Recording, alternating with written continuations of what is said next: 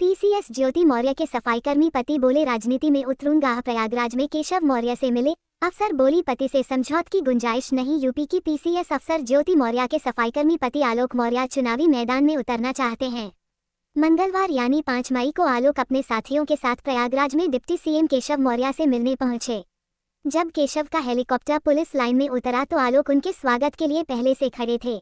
जब आलोक से पूछा गया कि क्या राजनीति में आना चाहते हैं, जवाब था जनता चाहती है कि मैं राजनीति में आकर सेवा करूं। मैं युवा हूं, लोग युवाओं से ज्यादा जुड़ना चाहते हैं।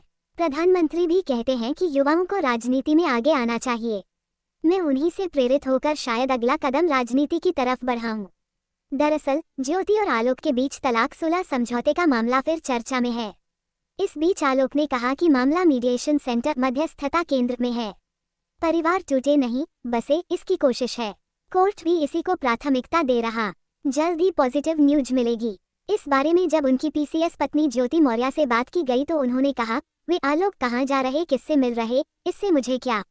ज्योति ने 16 समझौते की गुंजाइश से साफ इनकार कर दिया। कहा, आलोक के इश्यू पर कुछ नहीं बोलना चाहती, जो कहना था पहले ही बता चुकी हूँ। ज्योति मौर्य गाजियाबाद में एडीएम प्रशासन के पद पर तैनात हैं।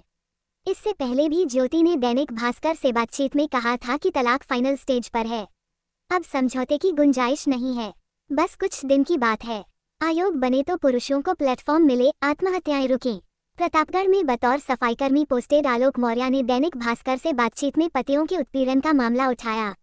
वो खुद को पत्नी पीड़ित की तरह पेश करने लगे। कहा, मैंने पीएम मोदी को पत्र लिखा है कि पुरुष आयोग बने ताकि पुरुष अपनी बात रख सकें। उन्होंने कहा, पुरुष अपनी बातें नहीं कह पा रहे हैं, रोज आत्महत्याएं कर रहे हैं। अभी न्यायाधीश ने अपनी पत्नी से परेशान होकर आत्महत्या कर ली। कुछ दिन पहले जिला समाज कल्याण अधिकारी ने अपनी पत्नी से परेशान होकर जान दे दी। बिहार के आईएएस थे, वे अपनी पत्नी से परेशान होकर ट्रेन से कट गए। ऐसे मामले रुकने चाहिए। राजनीति के सहारे नया पार लगाने की कोशिश। राजनीति में आने की इच्छा पर आलोक ने कहा, अभी प्रधानमंत्री के सपने को साकार करने में लगा हूँ। स्वच्छ भारत अभियान मिशन में एक सेवक होकर सेवा दे रहा हूँ। जैसी लोगों की इच्छा होगी, पार्टी का जैसा मन होगा, वैसा करने को तैयार हूँ। आलोक मौर्य ने सिविल की तैयारी को लेकर कहा कि चलती रहेगी।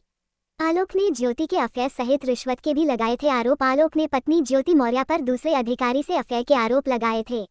दावा किया था कि उसने शादी के बाद पत्नी को पढ़ाया लिखाया, प्रयागराज में रखकर कोचिंग कराई, सारा खर्च उठाया। जब वो एसडीएम बन गई तो दूरी बना ली।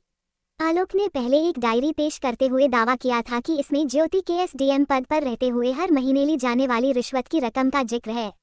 हालांकि बाद में वह इस दावे को जांच टीम के सामने साबित नहीं कर पाए और आरोप वापस ले लिए थे। वहीं ज्योति मौर्य ने आलोक पर दहेज उत्पीड़न का केस दर्ज कराया है। ये मामला भी कोर्ट में विचाराधीन है। हाईकोर्ट और जिला कोर्ट में चल रहे मुकदमे। ज्योति मौर्य और उनके पति आलोक के विवाद के बाद जिला कोर्ट प्रयागराज और इलाहाबाद हाईकोर्ट में मुकदमे चल रहे। इलाहाबाद हाईकोर्ट में आलोक मौर्य ने पत्नी से गुजारा भत्ता दिलाए जाने की मांग को लेकर याचिका दाखिल की है। वहीं ज्योति मौर्य ने पति से छुटकारा पाने के लिए जिला कोर्ट में अर्जी दाखिल की है।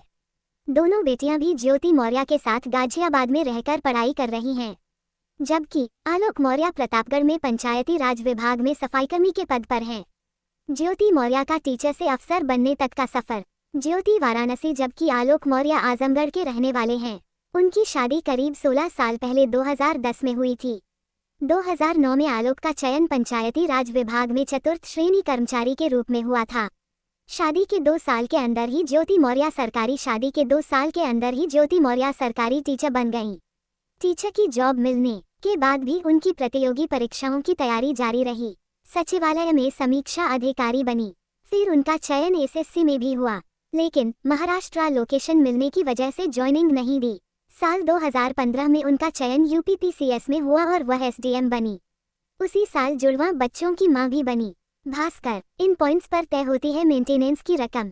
1 पति या पत्नी की कमाई कितनी है। 2 जिसे गुजारा भत्ता चाहिए उसकी जरूरतें क्या हैं। 3 जिसे मेंटेनेंस देना है उसके पास कितनी संपत्ति है। 4 दोनों की उम्र कितनी है। 5 नौकरी करता है या नहीं। 6 परिवार में छोटे बच्चे हैं या नहीं। 7 किसी को बीमारी या विकलांगता तो नहीं है।